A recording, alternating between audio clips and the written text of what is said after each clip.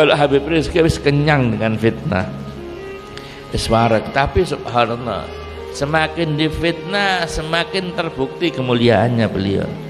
Masya Allah. Sampai dikatakan idza aradallahu nasra fadilatin ataha alaihi lisanu hasudi, lisana hasudi.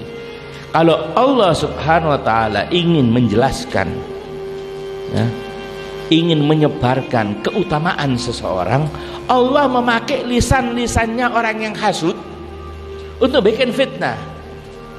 Setelah di cross check di ini ternyata nggak seperti itu nanti umat berbalik cinta kepada dia, keutamaannya semakin kelihatan. Ini saya sering ngomong, ini ya Habib, sampai di pertemuan ini cara Allah memperkenalkan ente baru umat manusia.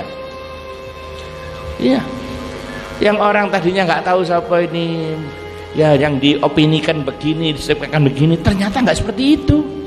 Dan sudah banyak, bukan dulu yang kemakan fitnah, ulama-ulama juga, bukan umat Islam awam kemakan fitnah TV nih. Jadi orang yang akhirnya mestinya dia cintai, dia dukung, dibalik. Sebaliknya orang-orang jahat dikesankan bagus. Ini di akhir zaman ini berita yang paling dipercaya oleh manusia, kata Rasulullah SAW, di akhir zaman berita yang bohong. Dan banyak dajjalun, dajjal. Apa dajjal? Pembohong.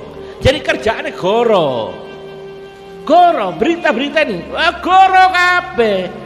Ojo ngrungokno iku, baca Quran isi gak ono Quran, hadis iki gak ono goroe.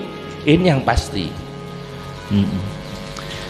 Saya ngomong itu semua mekanisme untuk memperkenalkan antum pada umat manusia. Anak Habib Rizik didakwah, oh alhamdulillah, jurati hati kecil ya. Secara zahir kita nggak suka, kita tetap harus membela ini. Di hati kecil, alhamdulillah, tambah ruang Habib Rizik, tambah tahu nanti siapa beliaunya. Dan kalau dikasih pertanyaan di kepolisian, waduh, dikasih pertanyaan, ente nih Habib sampai teguran, semakin sukal pertanyaannya, semakin metu ilmu nih, teman. Iya, sekali kan kalau bikin acara-acara kan tak bikin apa itu, bukan tabligh saja. Ana bikin dialog interaktif. Nah, orang-orang yang tanya, kasih ono pertanyaan yang sukar. Kasih ono pertanyaan yang sukar. Subhanallah, ono aja jawabannya. Bin Syahab ini, Bin Syahab ini ugola, masya Allah. Bukan karena saya teman, saya jarang ngomong tentang Habib Rizik. Cek nih uang ngeruk karpe dewe wis. Nah, sekarang orang-orang tadinya nggak seneng, nggak suka, ulama-ulama, ada habaib kadang-kadang ya ada ngomong apa Habib. Mereka belum, karena mereka masih harus hati-hati. Bukan karena nanti kalau sudah tahu siapa inti baru mereka perlu waktu. Karena ngomong nggak apa-apa. Bukan mereka nggak suka atau benci, enggak, karena mereka belum tahu sebenarnya. Masih termakan korban media, masih korban media. Nah, subhanallah sekarang berbalik.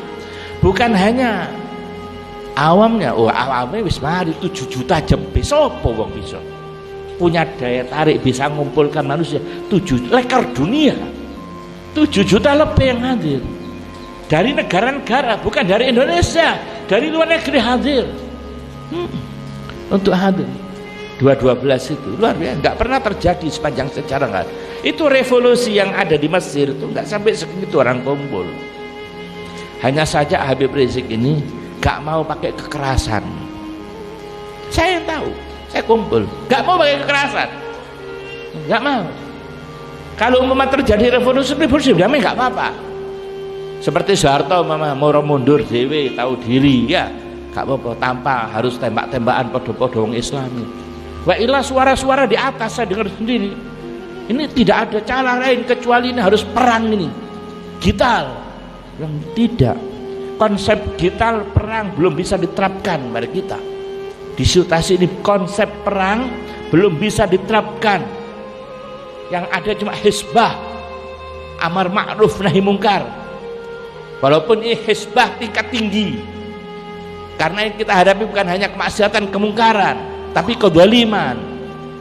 Karena kalau perang bunuh membunuh ini musuhnya nggak jelas. Kadang di antara orang-orang Islam juga yang masih termakan fitnah.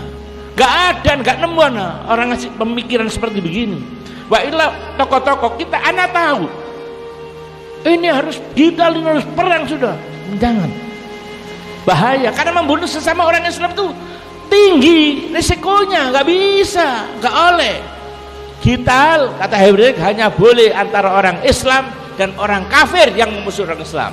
Kalau belum jelas tidak boleh kita melakukan hizbah amar ma'ruf nahi mungkar, walaupun amar ma'ruf nahi mungkar hizbah itu amar ma'ruf mungkar, hizbah tingkat tinggi, karena yang kita hadapi bukan hanya kemaksiatan kemungkaran, juga kezaliman. Begitu luar biasa.